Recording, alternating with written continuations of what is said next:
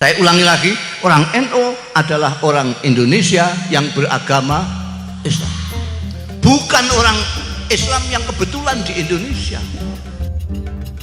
Kalau ada pesantren kok tidak NU, itu bid'ah. Dalilnya katanya balihu ani walau ayat. Walaunya tidak dimaknanya kok. Walau tidak paham maknanya walau. Oh ya, maksudnya apa nggak tahu. Pokoknya dua ayat itu sudah peteta ke sana kemari.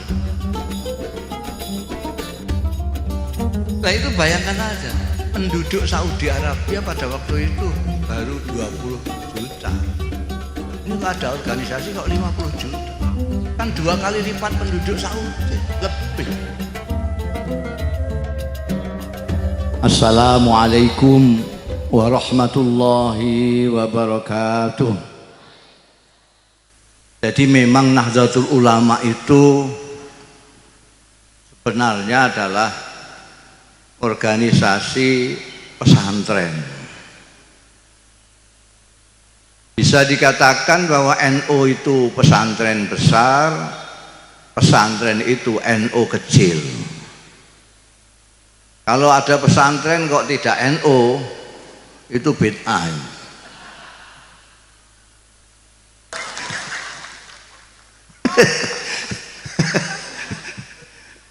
Sebab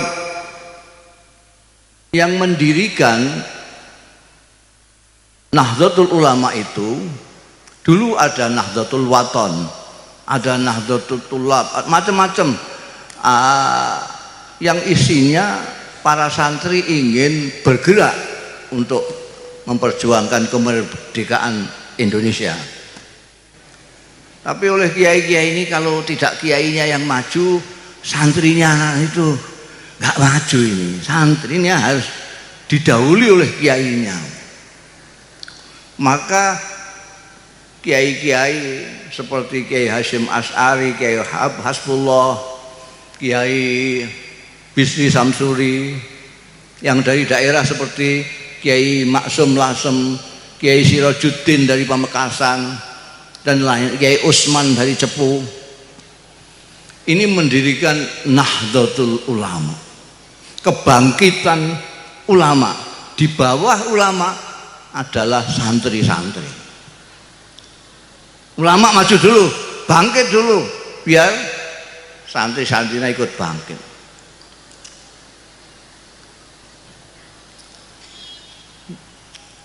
Sebetulnya Nahdlatul Ulama itu kalau menurut saya Nahdlatul Kiai kita. Sebab tidak sama, ulama itu agak rancu. Kenapa? Karena ulama itu ada bahasa Arab, ada bahasa Indonesia, ada. Ulama bahasa Arab itu jamaknya alim. Tapi di Indonesia itu ulama mufrad. Sampai kalau percaya buka kamus Indonesia itu. Kamus besar bahasa Indonesia, lihat. Ulama adalah seorang ahli agama. Seorang itu kan mufrad. Jadi majelis ulama itu bisa tidak kiai. Tapi kalau kiai ulama itu. Kan Nahdlatul Ulama. Kenapa dipilih Nahdlah? Padahal Nahdlah itu bisa nuhud, bisa macam-macam. Nahdon, nuhudan, nahdlatan. Kenapa menggunakan masdar marrah? Karena keinginannya kiai-kiai pendiri Nahdlatul Ulama ini supaya bangkit sekali. Jangan kok bangkit tidur, bangkit tidur, bangkit tidur, enggak. Bangkit sekali. Ini saya katakan supaya NU yang sekarang tahu itu. Ojo turu, Bang. Soalnya itu bawaannya orang yang mapan itu ngantuan. Sekarang sampai lihat aja orang yang gedibakan gini, pertentangan sana begini, itu belum mapan. NU kalem sudah mapan, malah kekaleman kadang-kadang ketiduran.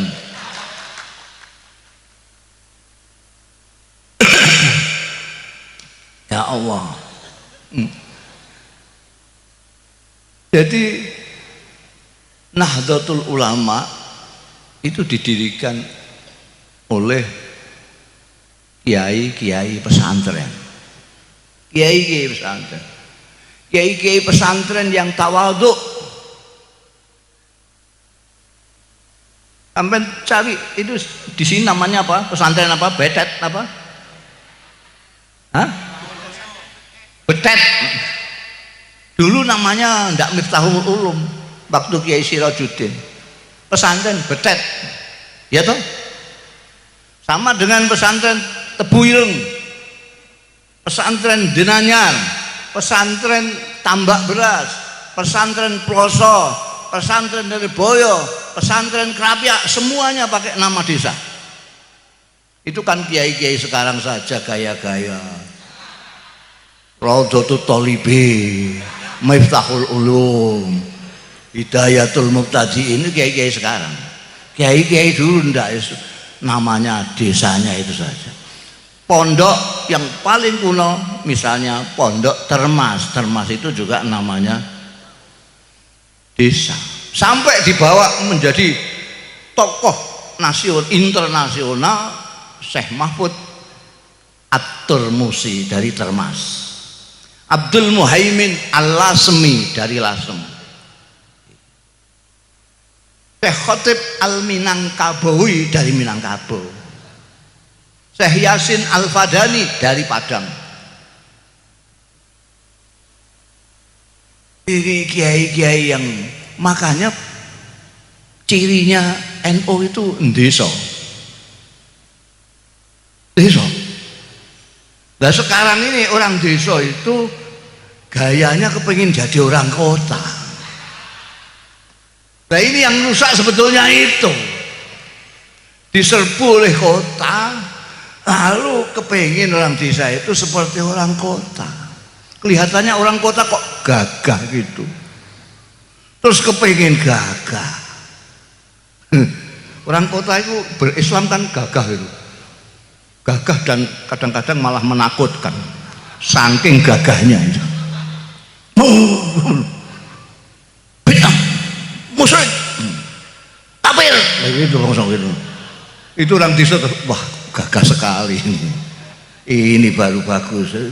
Apa kiai-kiai di desa itu dulu saja tidak pernah melihat langit. Kiai-kiai di desa tidak pernah lihat langit, tangking tawaduknya.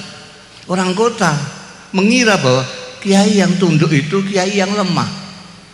Bodoh dia, nggak tahu namanya tawaduk. Orang sekarang ini membenturkan kiai NU dengan habaib. Sampai lihat loh, siapa yang menghormati Habib? Siapa? Tidak ada yang nyucuk tangannya Habib, tidak ada kecuali orang NU. Silahkan lihat. Kok sekarang udah dihantam tabrak-tabrak no Habib sama Kiai NU. Kalau nggak ada NU, nggak ada yang menghormati orang-orang itu, Habib yang dari itu.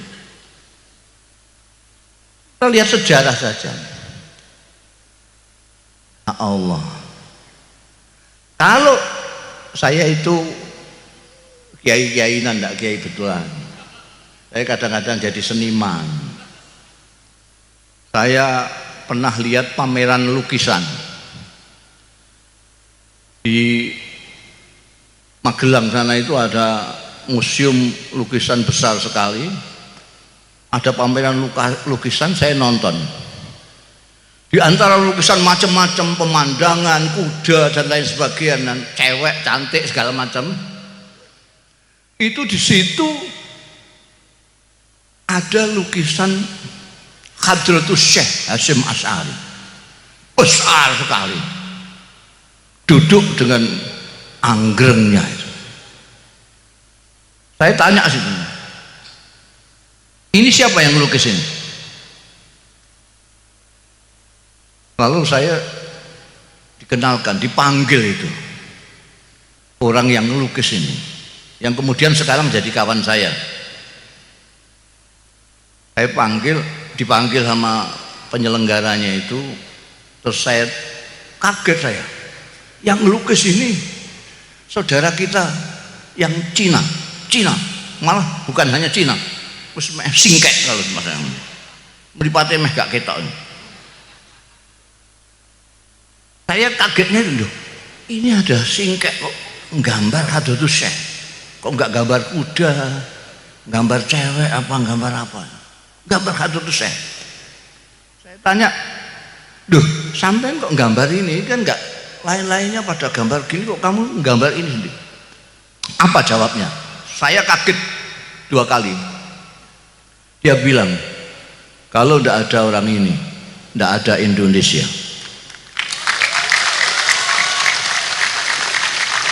Saya itu merinding. Duh, saya dekati sampai ini. Dia ternyata tahu sejarah. Saya terus teringat, saya menemukan buku bahasa Arab terbitan Kuwait. Yang menulis buku itu Sayyid Muhammad Asad Shihab. Dia adalah dulu wartawan yang mengcover berita revolusi Indonesia di Indonesia ini. Jadi mulai sebelum kemerdekaan beliau sudah mengcover berita-berita di Indonesia ini. Buku yang saya temukan itu bukan saya temukan, saya dihadiahi oleh Allah Yarham Kiai Abdul Mukhid Muzadi, penasihatnya Rois Am Kiai Ahmad Siddiq dulu. Judulnya buku itu Al-Allamah Muhammad Hashim Asy'ari Wadi'u Labinati Istiqlali Indonesia. Kalau diterjemahkan itu Maha Kiai Muhammad Hashim Asy'ari, peletak batu pertama kemerdekaan Indonesia.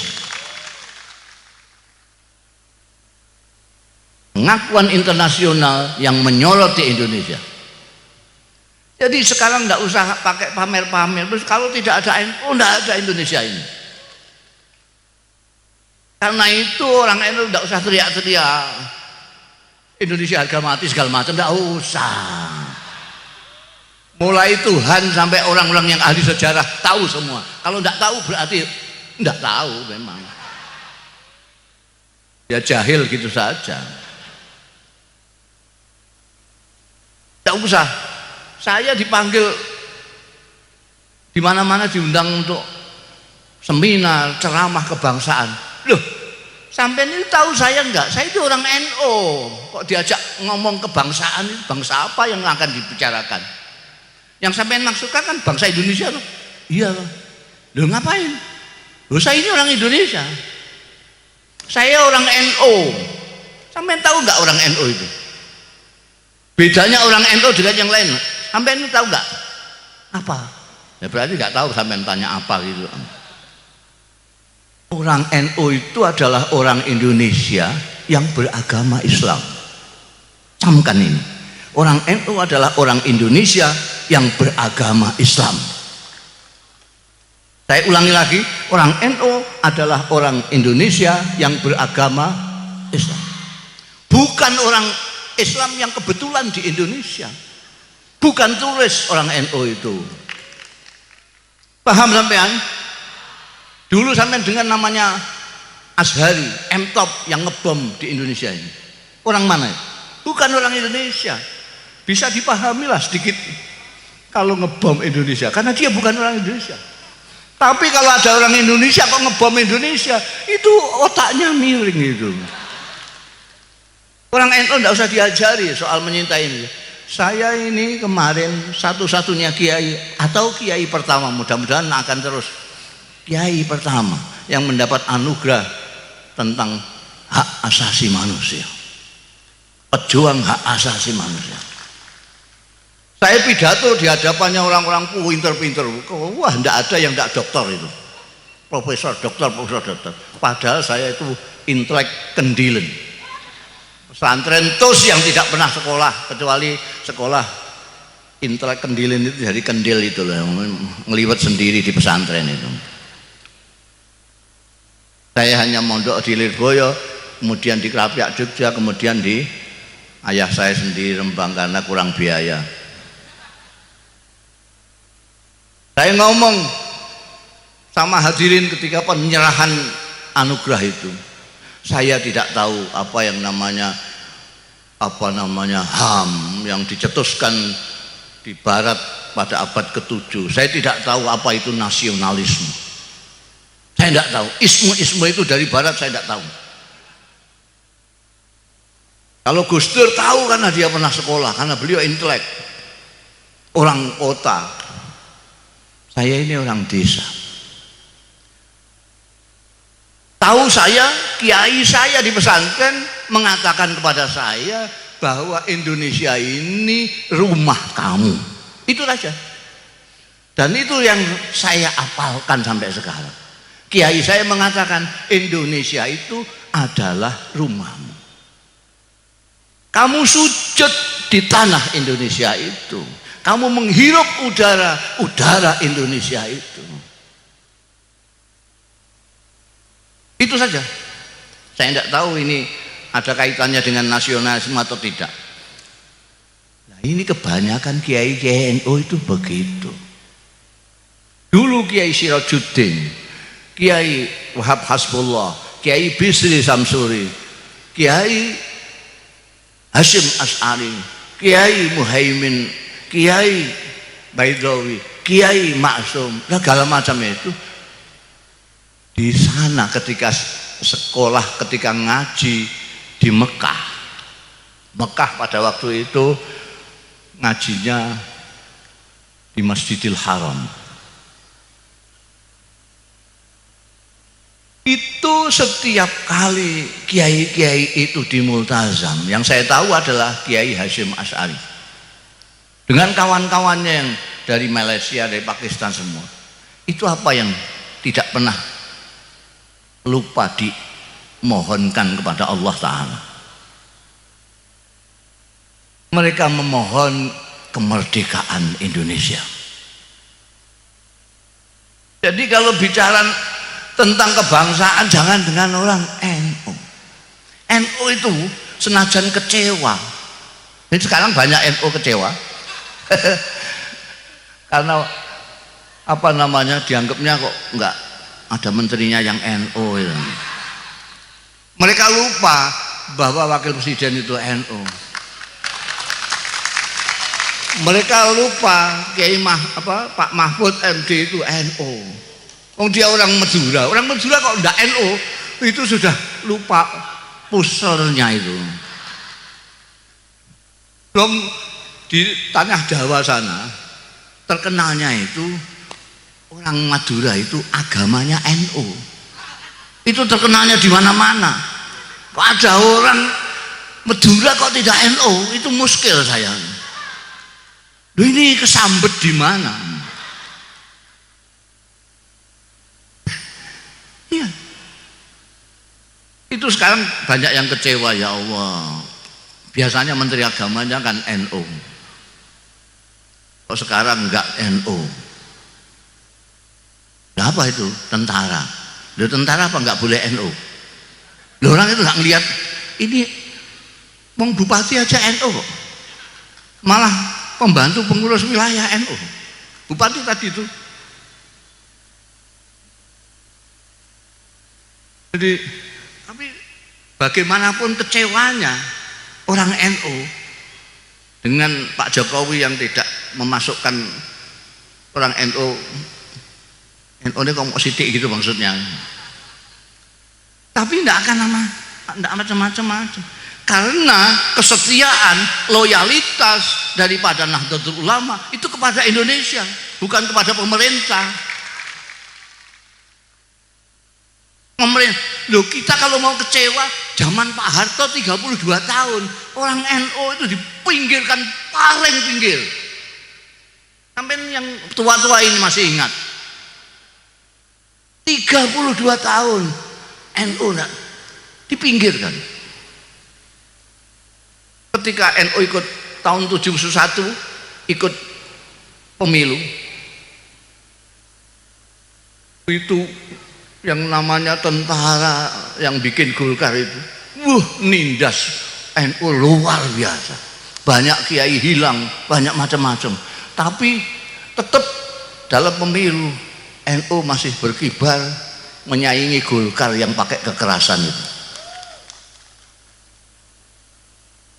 Habis gitu, saking takutnya sama NU, terus dibonsai, dijadikan P3. Bareng-bareng yang lain, Parmusi sak piturute itu yang tidak punya umat itu, yang punya umat mau NU tok. P3 itu warisan barokah dari Pak Harto. Berarti semua partai Islam dikumpulkan di situ supaya Pak Harto gampang caranya mengontrol itu. NU bisa. Selama Pak Harto masih jadi presiden, tidak ada orang NU di P3 yang pernah menjadi pimpinan. Ingat sejarah ini. Padahal isinya sampai ke bawah itu orang NU semua. Mulai Mintarja, Naro, sampai Hasan Mitariam semua. Yang belakangan ketika Pak Harto lengser baru orang NU Hamzah Has naik jadi pimpin. Jadi kalau kecewa sudah dulu-dulu. Boleh NU kecewa, tapi tidak bakalan sampai terus NU sekarang sudah Indonesia bukan harga mati. Tidak bisa. Tetap Pancasila. Kenapa? Karena ikut bikin negara ini yuk. NU ikut bikin ini. Pancasila, Undang-Undang Dasar 45, Garuda itu Bhinneka Tunggal Ika itu ikut terlibat pembikinannya itu, dan itu basisnya di desa-desa, di desa-desa, di desa-desa itu. Nah ini yang perlu saya tegaskan, saya ulang-ulang untuk orang-orang desa ini. Sebab orang NU itu orang desa. Orang desa itu kalau dari segi normanya itu paling dekat dengan ajarannya Rasulullah Sallallahu Alaihi Wasallam. Kenapa? Karena orang desa itu dipimpin oleh kiai yang tidak formal, kiai yang tidak pejabat, tapi diikuti oleh orang-orang. Kiai-kiai itu mempunyai ilmu yang tidak sembarang ilmu, ilmu yang bisa dipertanggungjawabkan ila yaumil qiyamah. Pertanggungjawaban ilmiah yang paling otentik itu kiai-kiai NU, karena bisa dipertanggungjawabkan sampai yaumul hisab. Ustadz-ustadz yang sering bicara, Rasulullah Shallallahu Alaihi Wasallam telah bersabda, innamal a'malu binniyat. Seolah-olah Kanjeng Rasul itu tetangganya. Nanti akan ditanya. Sebab orang yang mengatakan man kadzdzaba alayya muta'ammidan falyatabawwa maq'adahu minan nar. Orang mengatakan ini dawuhnya Nabi tapi bukan, tidak jelas dari mana. Falyatabawa maq'adahu minan nar. Kalau kiai-kiai NU mengatakan innamal a'malu binniyat, dawuhnya Kanjeng Nabi, dia bisa mempertanggungjawabkan, saya dengar ini dari kiai saya. Terus ada mode baru, Islam yang petendengan. Nah itu dari mana? Ya dari luar negeri. Negeri kalau bangsa yang saya ceritakan pertama tadi dari barat. Kalau yang saya ceritakan belakangan yang tentang keberagaman ini dari Timur Tengah. Timur Tengah kan gagah-gagah, galak-galak itu. Lalu timbullah orang-orang Jakarta galak-galak, petentengan. Terus Surabaya juga galak, Pamekasan ikut-ikut galak.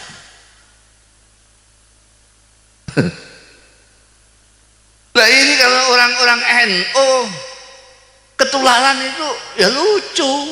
Orang NU itu dari ajaran kiai-kiainya dari dulu itu beragama itu santai.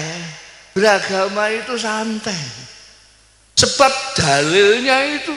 Nah ini soal bilang dalil. Oh, Jakarta sampai ngomong sudah dalil ditanya.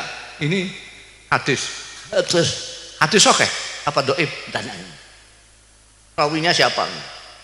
Kalau dibilang Quran ini surat berapa? Ayat berapa? Di Quran pojok yang sebelah mana? Tanya. Kalau kiai-kiai NU dan masyarakat NU yang menjadi santri-santrinya itu sudah menjadi budaya. Budaya itu apa? Sudah tidak pakai dalil-dalilan. Kiai itu dalilnya banyak sekali. Tidak mau satu tok. Ada yang dalilnya mau siji dibawa kemana-mana. Dalilnya katanya balihu ani walau ayat. Nah, walaunya tidak dimaknani apa? Walau tidak paham maknanya walau. Oh ya ini maksudnya apa nggak tahu. Pokoknya dua ayat itu sudah peteta-peteta ke sana kemari. Nah kalau NU itu dalilnya banyak. Sampai dengar lihat saja ke Bahsul Masail itu. Bahsul Masail itu biasa di NU itu. Bihi kaulani, ada dua kaul. Karena kiai sana mendapatkan makhot ini dari sini, kiai ini dapat makhot dari sini, saking kayanya. Malah ketika membahas bank itu sampai dua kali diulangi lagi, tetap bihi salah satu akwali, tiga pendapat. Jadi wong NU kenak banget itu, wong ada tiga kok. Aku malah kiai sing ngalal no. Aku ikut kiai yang mengharamkan karena saya hati-hati. Enak sekali, santai. Bab kiai NU punya dalil, tahu ada dawuh Gusti Allah wa ma ja'alallah fiddini min haraj. Tuhan tidak tahu bahwa inna dina yusrun, dawuh Kanjeng Nabi. Mau dengar siapa sampean kalau tidak mau dengar Kanjeng Nabi? Kalau soal agama mau dengar siapa? Ini hadis sahih. Kalau tanya ini hadis sahih apa enggak? Sampean tarik di Bukhari ada, di Muslim ada, di mana-mana ada. Sumbernya dari Siti Aisyah. Bukan ad-dinu yusrun. Dawuhnya Kanjeng Nabi bukan ad-dinu yusrun, tapi innad dina yusrun. Kalau tidak ngaji nggak tahu bedanya ad-dinu yusrun dengan innad dina yusrun. Innad dina yusrun, sungguh agama itu mudah. Kenapa kok orang-orang di sana pada kesulitan? Karena dawuhnya Kanjeng Nabi seterusnya, walai yusaddaddin illa ghalaba. Agama ini sungguh mudah, tapi kalau kamu mau memberat-beratkan agama, kamu sendiri yang kewalahan. Ala yusaddaddin illa ghalaba. Capek kamu beragama pertentangan. Loh itu kan hadis. Loh sudah hadis, oke itu masih tanya. Itu kan hadis. Memangnya firman Allah ada? Ada. Allah berfirman tidak hanya yuridullahu bikumul yusra titik, tidak, tapi diteruskan wala yuridu bikumul usra. Ngerti nggak ilmu Quran kan? Tidak hanya yuridu bikumul yusra, yuridullahu bikumul yusra titik, tidak, terus yuridullahu bikumul yusra wala yuridu bikumul usra. Apa maknanya ini? Nggak tahu, ngaji. Gak mau ngaji, maunya pidato aja.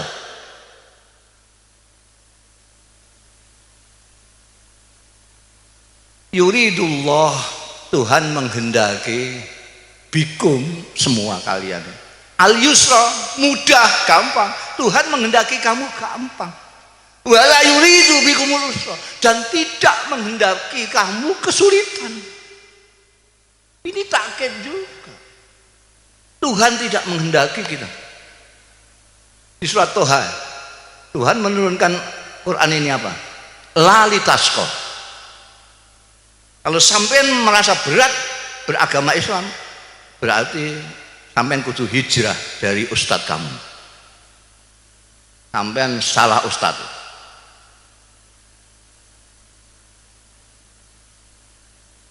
Kiai enak sekali.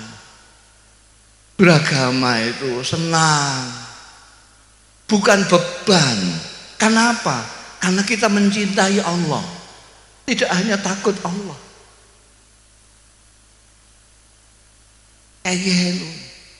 Enak. Dan lagi pula ya, saya itu kalau lihat orang pertentangan dalam beragama itu, saya itu kasihan ya, dengguyu, ingin ketawa itu. Loh, ini bagaimana?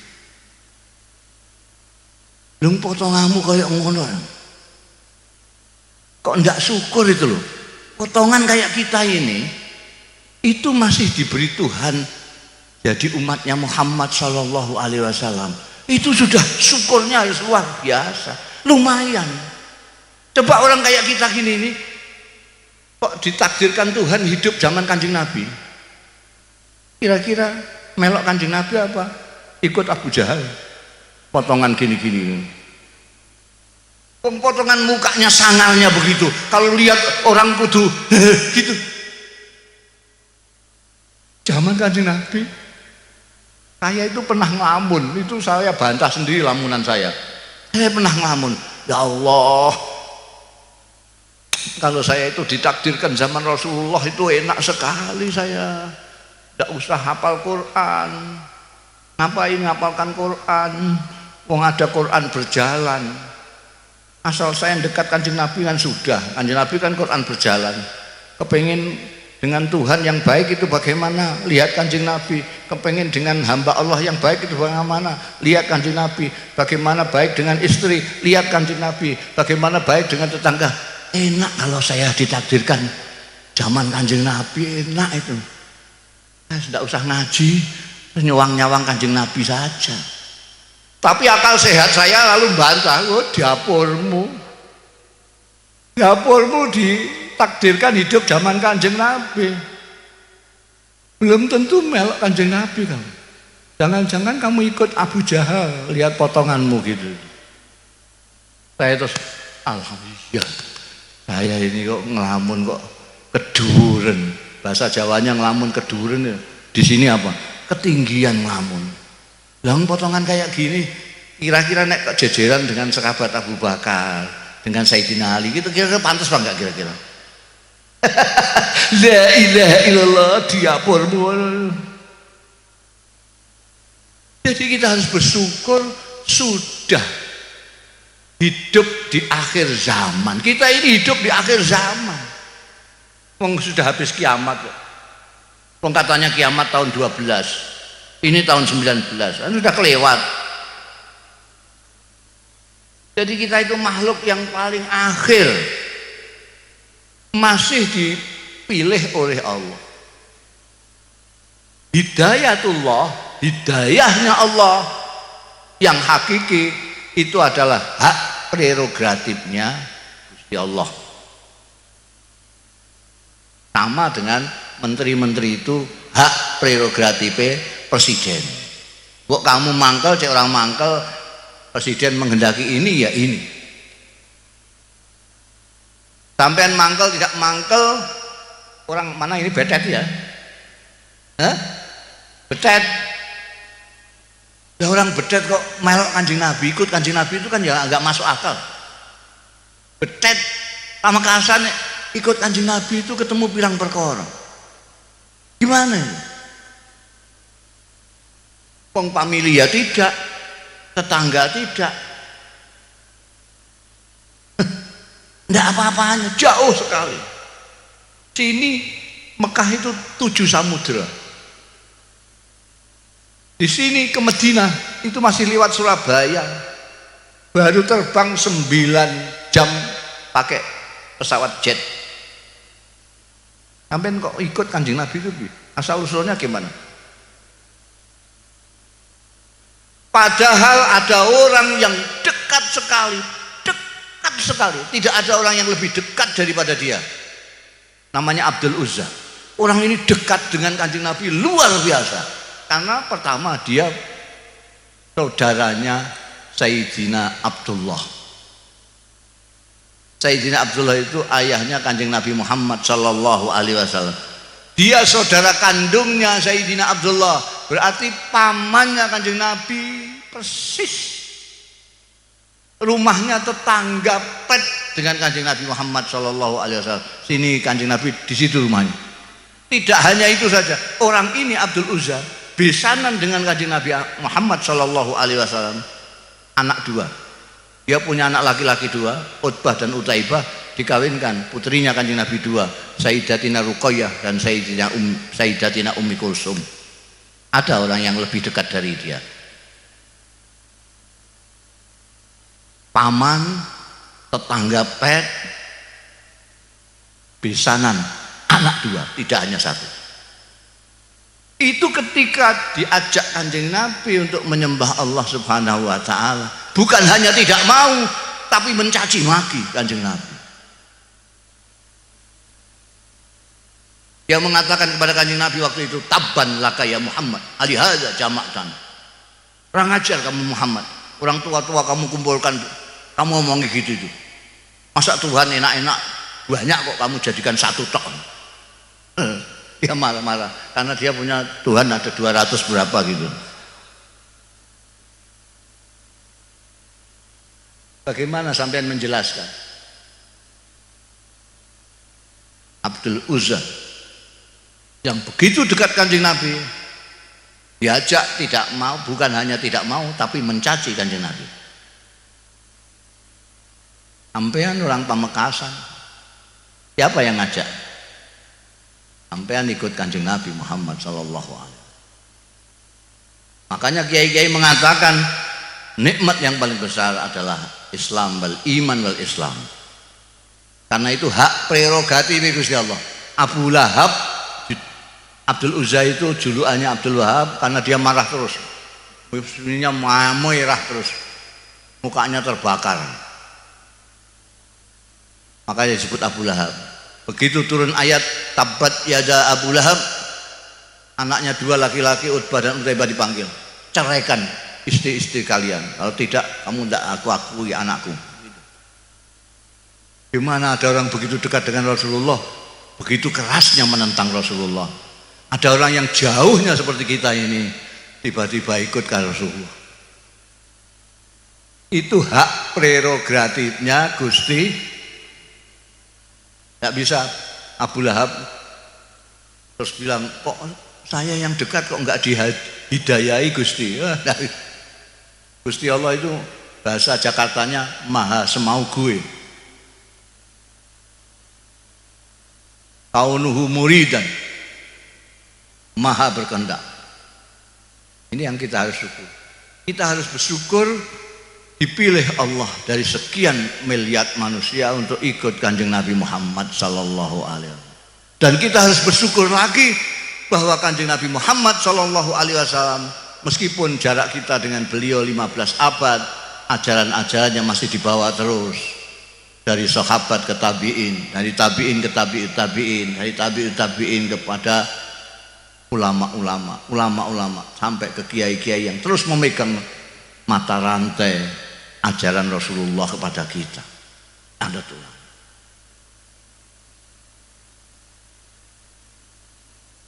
Dan saya sudah keliling. Saya sudah ke Amerika, ke Eropa, ke Timur Tengah, ke Jepang, ke Taiwan, ke Korea. Tidak ada yang otentik Islamnya seperti Nahdlatul Ulama.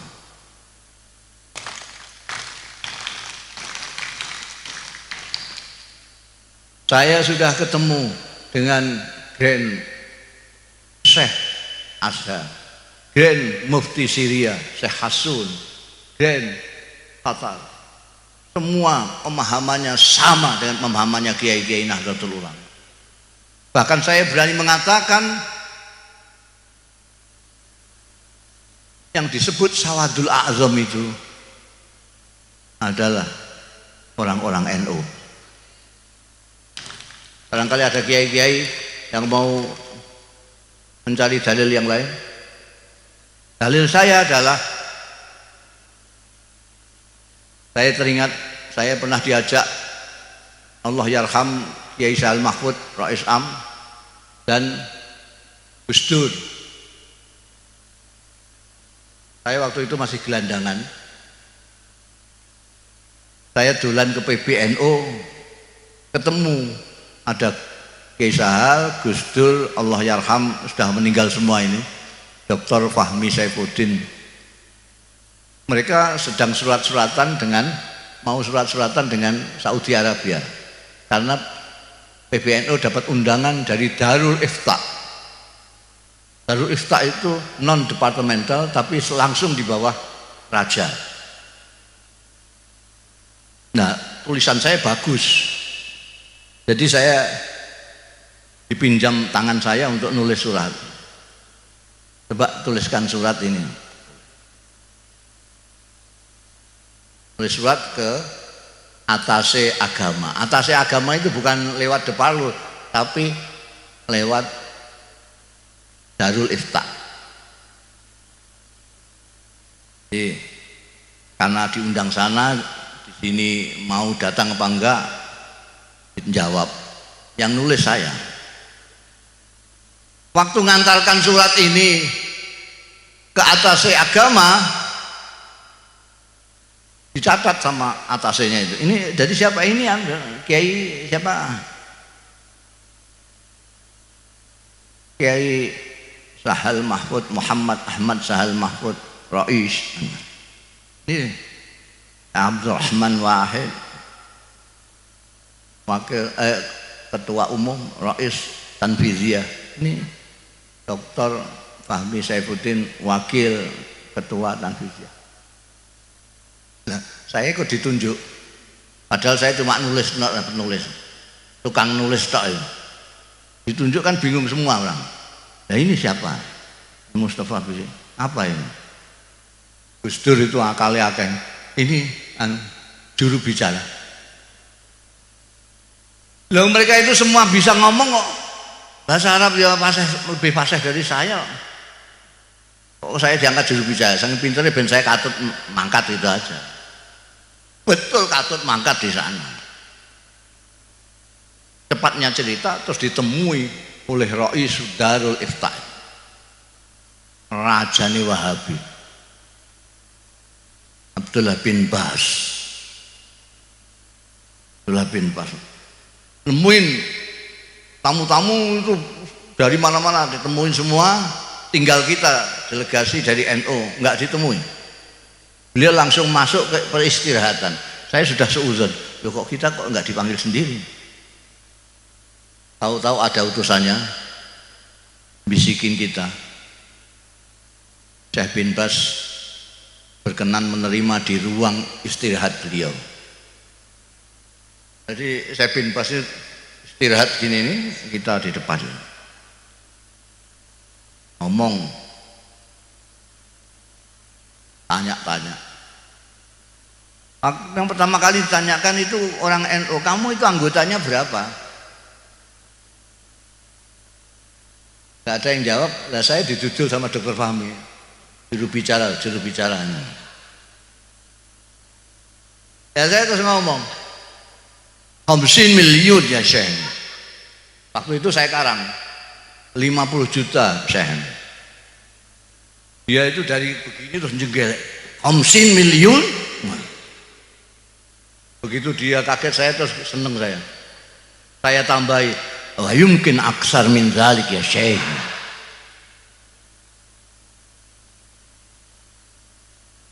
Nah itu bayangkan aja, penduduk Saudi Arabia pada waktu itu baru 20 juta.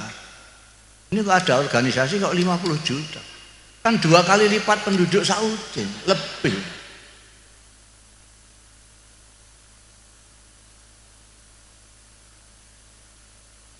Ketika ditanya, itu yang biayai siapa?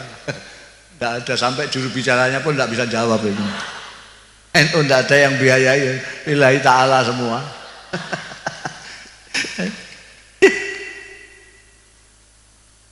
Ternyata menurut survei terakhir NU sekarang ini 80 juta.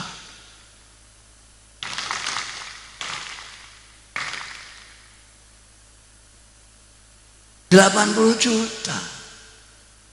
Jadi itu bisa 4 kali penduduk Australia. Jadi Islam yang paling banyak, yang mayoritas di dunia ini adalah NU. Apa salah kalau saya mengatakan ini Sawadul Azam? Di Mekah itu meskipun misalnya 100% umat Islam, itu cuma berapa? 20 juta. Berapa ya? Sekitar 25 juta. Ini tidak apa-apanya. Mereka dikumpulkan jadi satu, ini banyakkan orang NU. Abdul Azam. Makanya kalau ada yang kecewa ya bisa dimaklumi lah. Kok kelihatannya kok gak begitu mewakili gitu loh. Kok menteri agamanya kok bukan orang NU gitu, itu kan orang-orang gerundel kan gitu. Tapi itu perkara cilik itu. Kalau bahasanya kiai-kiai NU samanan kolila. Samanan kolila itu mansus itu. Tidak boleh. Samanan kolila itu mansus. Kalau samanan kasiron itu baru mafhum. Mansus. Lah sak gede-gede ini pangkat itu ya kolila. Karena itu Nahdlatul Ulama dengan khitohnya itu yang dikhidmai adalah Indonesia. Orang sering bertanya kepada saya, apakah NU tidak berpolitik? Berpolitik. Berpolitik. Tapi harus tahu sampean itu, orang sini orang berpolitik tapi nggak ngerti politik. Nah itu kadang-kadang heran, kamu kalau nggak ngerti politik, mbak sudah lah, nggak usah berpolitik, udah ngaji saja. Ngerti politik. Politik itu ada bermacam-macam. Ada politik kebangsaan. Ini politiknya NU, politik kebangsaan. Ketika Bung Karno jadi presiden, ulama-ulama Nahdlatul Ulama, kiai-kiai Nahdlatul Ulama mengangkatnya menjadi waliul amri daruri bisyauqah. Sebab kalau tidak diakui, maka ini akan menimbulkan dampak yang banyak sekali. Maka menteri-menterinya agama juga tidak bisa mesahkan perkawinannya orang-orang yang kawin. Naib-naibnya itu semua tidak sah semua. Ini kebangsaan. Ketika geger-geger mengenai ideologi negara, kiai-kiai kumpul di situ Bondo, menyatakan Pancasila sebagai asas. Ini adalah politik kebangsaan demi bangsa Indonesia. Itu NU. Pokoknya kalau demi bangsa Indonesia, itu tadi katanya ketua tadi bagaimana? Malam-malam ditantang apa? Saya nggak berarti bahasa, pakai bahasa tadi. Pakai bahasa Perancis saya nggak begitu tahu tadi. Oh malam kok ditantang, kita bangun gitu tadi.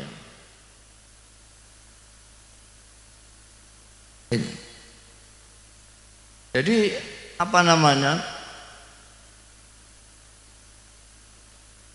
Apa tadi saya ngomong kok ngantek lupa? Hah?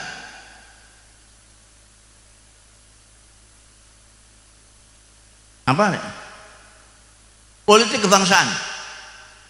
Jadi kita politiknya politik kebangsaan, membela kebangsaan. Jadi kita tidak peduli kita akan diikutkan pemerintahan atau tidak, meskipun Islam kita diambil untuk jadi wakil presiden, tapi nanti kalau apa namanya ada pemerintahan ini tidak berpikir tentang Indonesia, kita akan kritisi, kita akan tentang, karena kita loyalitas kita kepada Indonesia. Politik kebangsaan. Dua, ini yang agak sekarang sudah jarang. Dulu kiai-kiai itu cirinya adalah ini, politik kerakyatan. Jadi kalau ada rakyat waktu berkelahi sama pengusaha, maka kiai akan mesti membelani rakyat. Kalau rakyat berhadapan dengan pejabat, kiai akan guri-guri ini akhir-akhir ini terus nggak gitu ya. Rakyat dengan pengusaha, kiainya ikut pengusaha, rakyatnya yang mate. Kasihan. Ini politik rakyat. Yang ketiga ini yang paling suka orang NU ini, ketarik syahwatnya besar sekali. Politik kekuasaan atau yang disebut politik praktis ini.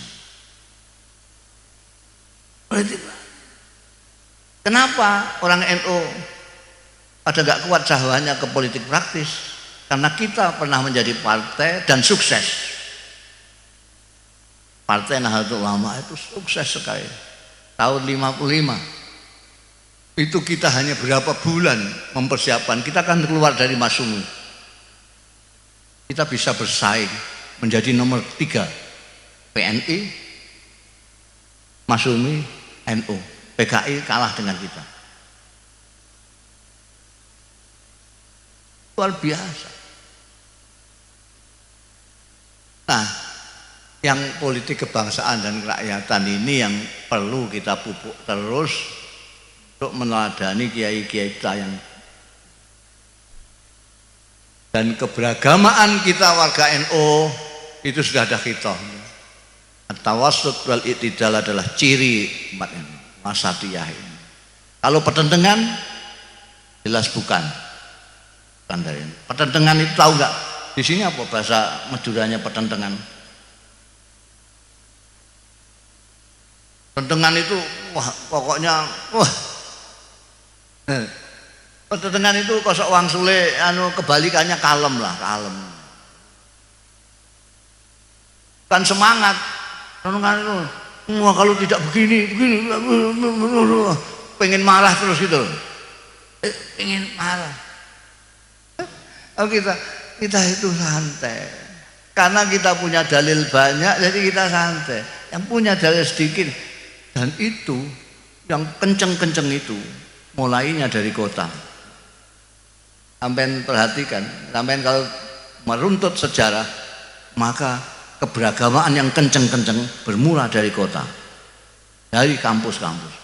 Dan itu bukan dari bangsa IAIN, apalagi dari pesantren, tidak. Itu dari sekolah-sekolah sekuler itu, sekolah-sekolah eksak.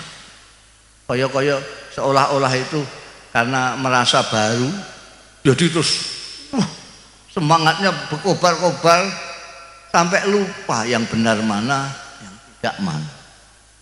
Malah ada yang gayanya itu kita harus kembali ke Quran dan hadis. Itu orang awam disuruh kembali ke Quran dan hadis, dia saja nggak paham.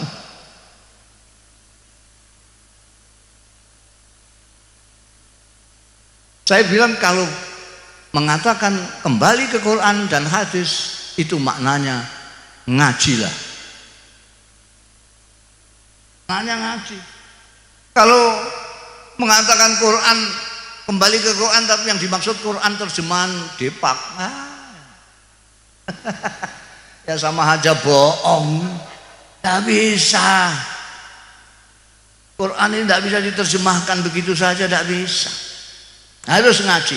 Karena Quran, untuk mengetahui Quran, untuk memahami Quran itu harus ada ilmu, harus mengerti ilmu lughah bahasa Arab, harus mengerti badi', bayan, mengerti balaghah, harus mengerti ilmu Al-Quran, mengerti tafsirul Quran, mengerti asbabun nuzul. Banyak yang harus dipelajari. Enak saja lihat Syekh Google terus. Harus ngaji. Jadi tidak usah terpengaruh. Sampai orang-orang NU sudah mantap saja lah, ikut kiai, kiai-kiainya juga ikut Mbah Hasyim Asy'ari. Udah gantung saja ini. Kayak tasbih itu di sini di atas sudah ikut Kanjeng Nabi, ke bawah kita gandulan saja. Kita ikuti ajarannya yang santai, gampang tapi jangan gemampang, jangan digampang-gampangkan, ya segampang sajalah, tidak usah disulit-sulit. Kita tidak perlu pertentangan. Kalau ada orang yang ngajak kelahi, ya sudahlah sana. Kamu cari musuh yang lain saja, saya lagi sedang tidak enak badan ini, jangan diajak berkelahi, saya sedang memikirkan Gusti Allah ini. Saya tidak sempat memikirkan yang lain, saya hanya memikirkan Gusti Allah. Orang itu kalau Gusti Allah nggak dipikir, itu ya akhirnya lupa. Kita itu kan ke Gusti Allah itu melewati banyak. Ada organisasi masyarakatan, organisasi politik, masih ada Islam. Itu baru ke Gusti Allah. Kalau kau sini sudah pertentangan, nggak sampai sini. Apalagi sampai sini. Paham atau enggak terserah sampai itu. Wah, sudah 1:30. Cepat sekali nih. Ya, jadi kesimpulannya yang saya omongkan, marilah kita bersyukur dipilih Allah menjadi umatnya Nabi Muhammad Sallallahu Alaihi Wasallam. Kita bersyukur dijadikan orang Indonesia. Kita bersyukur dijadikan orang Nahdlatul Ulama, orang NU. Itu ada orang yang paham betul bahwa NU itu benar, itu belum tentu masuk NU kok. Kenapa? Ya tidak dapat, itu hak prerogatif Gusti Allah kok. Ada orang yang tahu Islam itu benar, Islam itu benar. Saya punya kawan banyak sekali yang non Muslim. Kalau dia ngomong itu, saya itu tahu persis bahwa ini yang benar Anda. Nah, kenapa kamu nggak ikut aku? Ya bagaimana? Mungkin. Jadi itu memang ada sesuatu yang hak prerogatif Gusti Allah. Mulanya sampai kalau ada orang moyoi, ya sudah, terima kasih. Alhamdulillah, saya jadi orang NU, alhamdulillah. Wah, NU kok mbok ikuti itu gimana? Itu banyak khurafatnya, banyak bid'ahnya, ben biar aja, saya suka, alhamdulillah. Alhamdulillah. Aku ma'malukum wala na'malu. Nanti kita lihat di akhirat siapa yang lebih banyak di surga. Demikian kurang lebihnya saya mohon maaf, khususnya kepada para kiai. Wallahu yuwaffiquna ila ma fi khairul Islam wal muslimin, khairu Indonesia wa Indonesiin, wa khairu nahdlatil ulama wan nahdin. Astaghfirullahal azim li wa lakum. Wallahul muwaffiq ila aqwamit thoriq. Wassalamualaikum warahmatullahi wabarakatuh.